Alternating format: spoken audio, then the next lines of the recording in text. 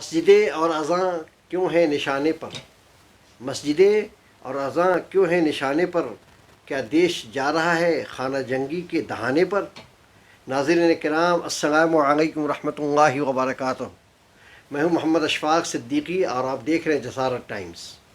दोस्तों, ऐसा लगता है कि देश के आला कुर्सी पर बैठे हुए लोगों ने नफ़रत के माहौल को बनाए रखने, मुनाफरत को हवा देने वाले, खुलेआम गालियाँ देने वाले, मुसलमानों को निशाना बनाने वाले, देश दुश्मन अनासिर को बढ़ावा देने और उस पर चुप्पी साधे रहने का ऐसा इरादा कर लिया है, गोया कसम ही खा रखा है, जिसे हम हिंदी में मौन व्रत कहते हैं। नाज़रीन, यहाँ सवाल ये है कि बीजेपी आरएसएस की आला क़यादत हो, मोदी जी हो या कि अमित शाह जी, इस मुनाफरत की वजह से पैदा होने वाले, उठने वाले तबाही से बेखबर है। जी हाँ, कतन बेखबर नहीं है। हाँ, इतना ज़रूर कहूँगा कि अंधभक्ति में मस्त कुछ फीसद नाआक़बत अंदेश लोगों के चेहरे पर ऐसा चश्मा लगा हुआ है जिसमें आने वाला बुरा वक्त उनको दिखाई नहीं दे रहा है। हाँ, वो महंगाई की शक में हो या फिर श्रीलंका में पैदा हुए सूरत हाल की शक में।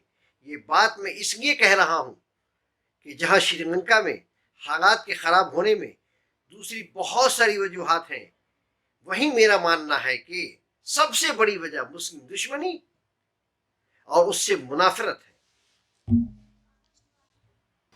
नफरत के जाल में फंसकर एक ऐसी सरकार को सत्ता में बिठाना जो आज श्रीलंका के अवाम के लिए वबाल जान बन गई है।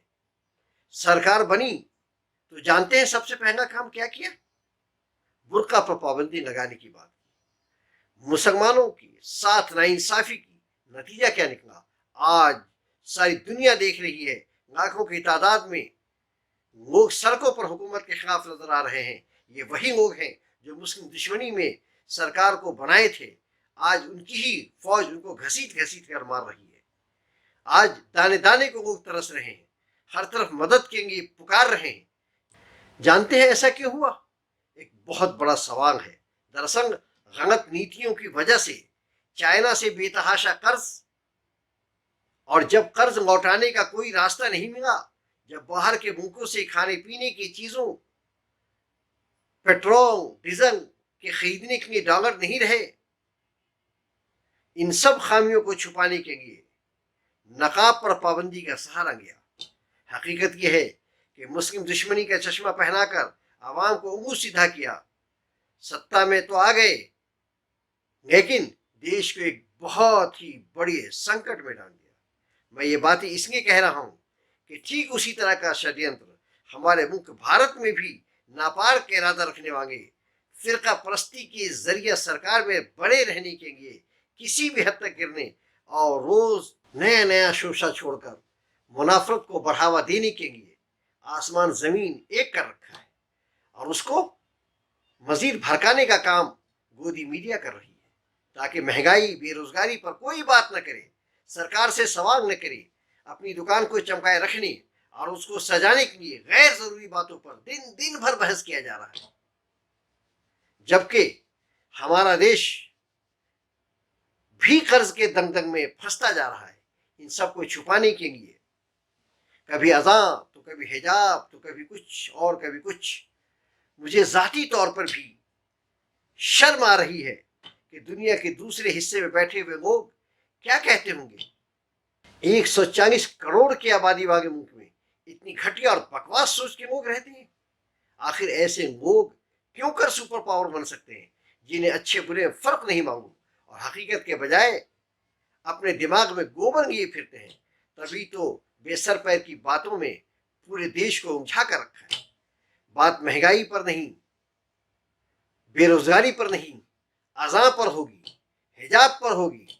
जबकि लोगों का कहना है कि कब तक सहे हम महंगाई की मार, कब तक सहे हम महंगाई की मार, आवाम के कंधे पर क्यों बढ़ा रहे हो भार, क्यों चुप बैठे हो सरकार।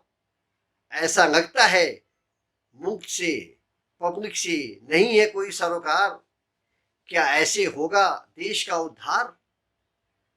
لوگ یوں ہی کرتے رہیں گے پکار، مت کرو جنتا کو اتنا لاچار۔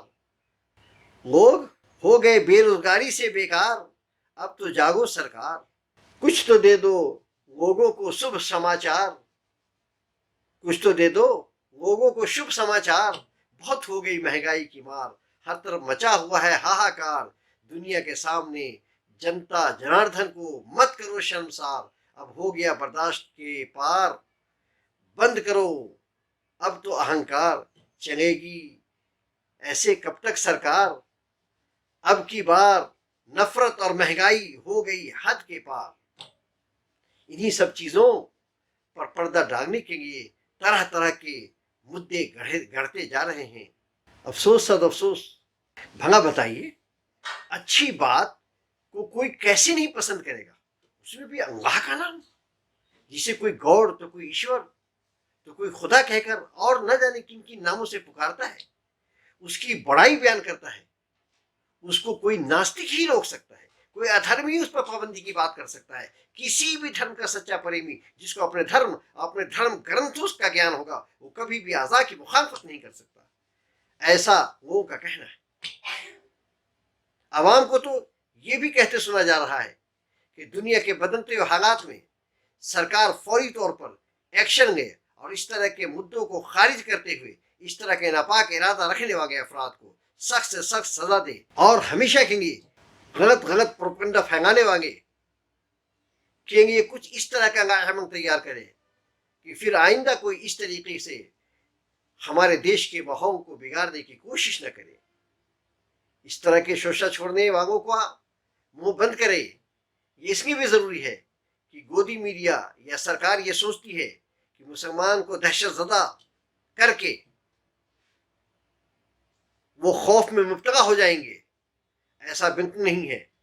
آپ جتنا دبائیں گے، آپ جتنا ذہنی دباؤ ڈالیں گے مسلمانوں پر، اس کا نتیجہ، اس کا انجام برا ہی نکلے گا، اور عالمی سطح پر بھی ہمارے ملک کا وقار مجروح ہوگا، اور یہ سب چیزیں جمہوریت کے لیے ایک بدنما داغ ہوگی۔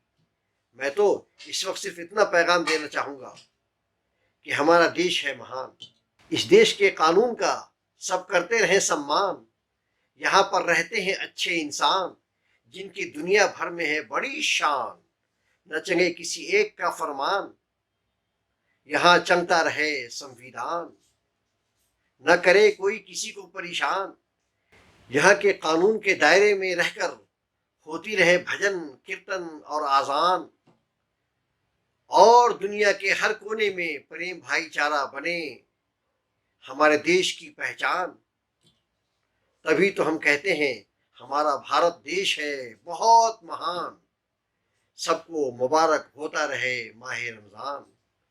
سب دعا کریں کہ بھارت میں ہر طرف ہر جگہ ہو امن و امان۔ شکریہ، خدا حافظ۔ ناظرین، آپ حضرات سے گزارش ہے کہ برائے مہربانی ہمارے اس چینل کو سبسکرائب کریں، لائک کریں اور اپنے مفید مشورے سے نوازیں۔